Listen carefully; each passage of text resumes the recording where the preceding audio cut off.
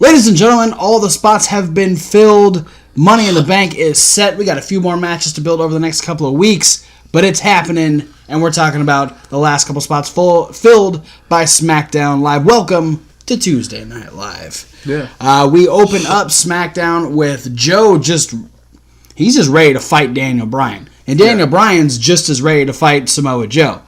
But apparently Cass wants to fight too because he's cleared. So he hits them both with a crutch, and he's cleared. He force-fed Joe the Money in the Bank briefcase. Yeah. Did it to Daniel Bryan too. And then Paige is like, well, I don't like when people talk for me because nobody talks for me, but if Cass wants to be that way, we'll make it a triple threat, and the winner will, in fact, take the last spot in the men's Money in the Bank. And we also had Mandy and Sonya complaining to Paige that other people are getting opportunities and they are not. This led to a match between Mandy Rose and Asuka, where Sonya tried to give Mandy a little bit of an advantage by clotheslining her from behind, but that's not enough to take out Asuka, and Mandy Rose lost anyway. Shinsuke Nakamura defeated Ty Dillinger, and then AJ said he really wasn't impressed with what Shinsuke has been doing, and he still plans on being WWE Champion after Money in the Bank. Yeah, and I don't want to throw anybody for a loop here, but the theme of the match was 10. What? It's like both guys. It's like there's numbers involved. For both guys. There was a dance-off between Lana and Naomi. Which I am four square behind the fact that Lana won. Especially because she dropped Naomi with a neck breaker. But that's usually how you win a dance-off. Yes. But this has led to a mixed tag team match next week where Jimmy and Naomi will take on Lana and Aiden English. We also then had a 6-man tag team match where the New Day defeated the Bar and The Miz. Fantastic match. Renee interviewed the Good Brothers about their upcoming tag team title match. To which they said, Gallows and Carl Abs Anderson. Yeah, he puts the abs in absolutely.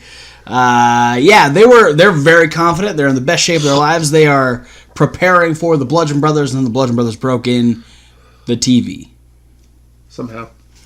Luke's confident, Carl's confident, Carl's hot Asian wife's confident. Everybody's confident. The hot Asian wife is confident about Carl's abs. That's all you have to be confident about. I'm confident about Carl's abs. That's fair. I saw them. Yeah. So some good abs. Good on you, Carl.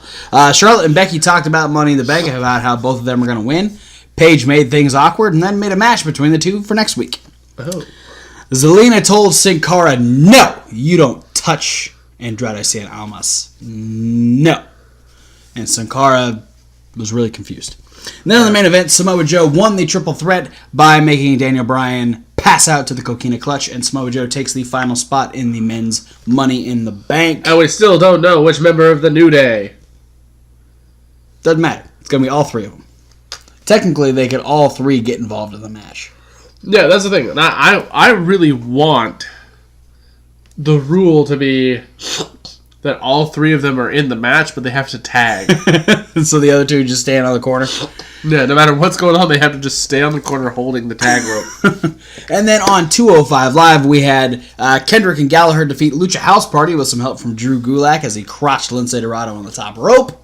And in the main event, Cedric Alexander defeated Buddy Murphy to retain the WWE Cruiserweight Championship.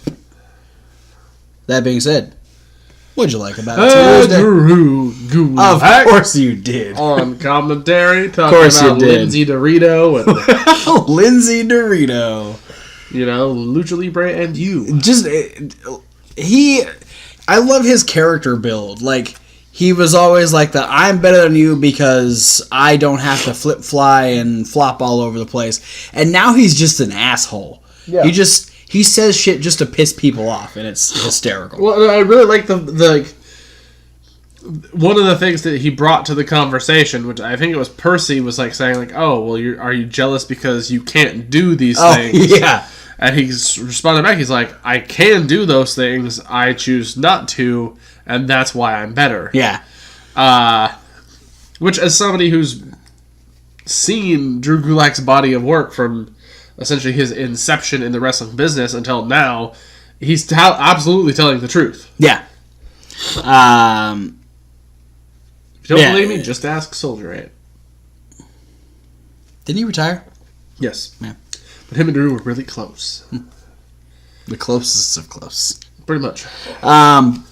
I'm gonna go for a two-parter on my like here. I'm gonna go a single person in particular. I'm gonna say Ty Dillinger. It's always nice to see Ty Dillinger. Oh yeah, he had some great moments in his match against Shinsuke. You know him finishing the count with the 10 and then doing Shinsuke's "Come on!" Like it was just great moments for Ty. We need Ty on TV more often. He really needs to be on TV more. He needs to. He's literally one of the most over guys. I mean, we say that all the time. Over guys come from NXT and then they don't do anything. But cough, cough. Oh, there's a pain. Cough. Sanity. Yeah, Sanity haven't even debuted yet. What the fuck? Yeah, we'll talk about that when the cameras stop rolling. Okay. And I really liked Cedric Alexander versus Buddy Murphy. They had a fantastic match. Lots of really good back and forth, one-upping each other. Like, as soon as you think momentum is switching, the other one switches it back. A lot of really great moments. I really enjoyed the Cruiserweight title match. What did you love? You know, I was fairly certain I knew what you were going to pick for love, so I wanted to save it for you. Therefore, for my love, I picked the Cruiserweight Championship match. Oh, okay. A lot of good back and forth. Still waiting for Buddy to pull off that shooting star press. Yeah, we were waiting for it to happen in this one. It seemed like the perfect time, but yeah, and I honestly 100%. I know a lot of people would totally disagree with me, but I was surprised that Buddy Murphy didn't win. Really? Yeah, I thought he was going to win. I mean, there were a few times where I was definitely on the fence. You know, having it be Cedric's home state. You know, he had his family there. I thought, you know, this is a feel-good moment for Cedric. He's going to win. But Buddy had me convinced quite a few times. Yeah. It was a very nasty head plant on the apron. Yeah. That was awesome. Yeah, no, both those guys took some hellacious bumps in this match. And it just, man, y'all that leave the arena need to give 205 Live a goddamn chance. Yeah. Because it's worth it. I would have stayed for that fucking match. My love actually goes to the 6-man tag team match on Smackdown. That's what I was thinking. Because holy shit! I mean, it's nice. It's nice to see that the New Day doesn't need the Usos to have one of those 5-star matches on SmackDown, and the Bar and The Miz worked fantastic as a team together. Yeah, like. I know they did a little bit while they were on Raw together, but it was really... We saw that like training montage they were doing in the back. Yeah, where Miz was blindfolded. Walking pancakes. Well blindfolded.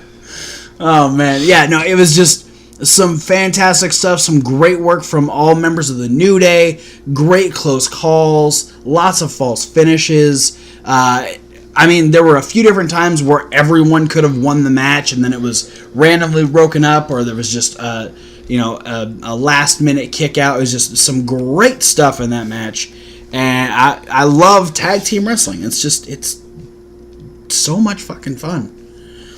Yeah. And if you add just more guys into it, it has the potential to become even more fun. Yeah. As long as you add the right guys. You know? Who says tag team only has to be 4? Yeah. 6 works just fine. Yeah. Sometimes 8 is great. Yeah. 10's pushing it, but it can work sometimes. Yeah. Did you dislike anything? Cass. Yeah. Cass.